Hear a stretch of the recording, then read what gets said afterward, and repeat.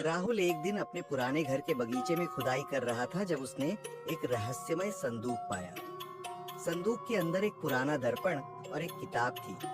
किताब में एक प्राचीन जादू के बारे में लिखा था, जिसमें हम शाकल या क्लोन बनाने की विधि बताई गई थी। राहुल ने इसे मजाक समझकर छोड़ दिया, लेकिन उसे ध्यान आया कि उसके एक ही तरह के कई लोग आसपास दिख रहे हैं।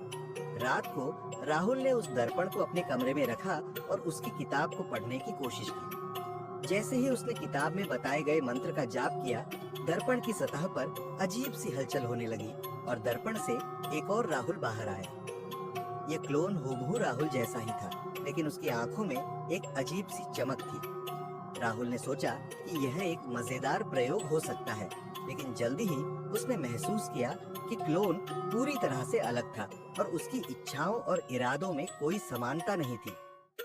क्लोन धीरे धीरे राहुल के जीवन में घुसपैठ करने लगा। उसके दोस्तों और परिवार के साथ भी व्यवहार करने लगा।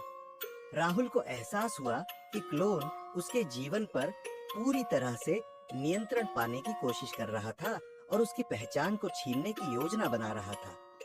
रात को राहुल ने दर्पण और किताब को जलाने का फैसला किया।